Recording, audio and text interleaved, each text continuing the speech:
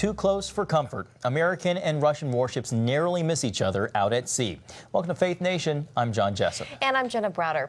Two warships in the Far East nearly colliding this morning, sparking a finger-pointing session between the U.S. and Russia. The two came dangerously close, but according to military leaders, no one was hurt. CBN national security correspondent Eric Phillips has more on the close call. John and Jenna, we're talking about massive warships that certainly cannot stop on a dime. So regardless of how this happened, one thing is clear. Lives could have been lost today, and both ships could have been severely damaged.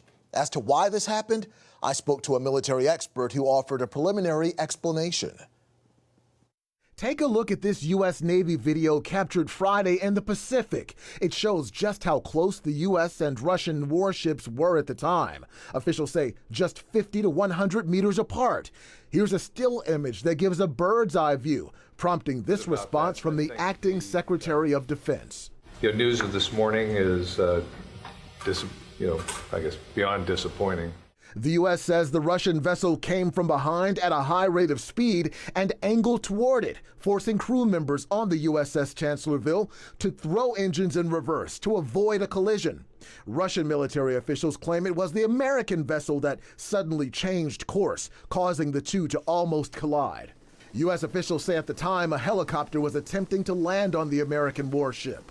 So that is not the moment in which you're going to be doing aggressive maneuvering to try to make life hard for a Russian vessel. Bradley Bowman is a former Army pilot and national security advisor in the U.S. Senate. There's good evidence to suggest that the American explanation is the accurate one. And if an aggressive maneuver by the Russian warship is to blame, the question would be, why? Russia has engaged over the long term in a habit of highly unprofessional, unsafe intercepts, whether at sea or in the air. Putin believes that it's in their interest to engage in these things because it makes the Russian military look strong. It makes them look like they're equals of the United States militarily and diplomatically. All of this comes as the presidents of Russia and China met just this week. Both countries have some animus against the U.S. They both oppose U.S. international leadership, engagement, and strength. When those two countries are working together, that's a concern for us. Unsafe, unprofessional acts will not deter us from conducting operations. Whether on purpose or by accident, Bowman is confident the near collision was caused by the Russian military. Next will come a full review of what happened, which will likely include what's known as a démarche, which is essentially an official government statement saying, Russia, here are the rules of the road you violated. Don't let it happen again. John and Jenna.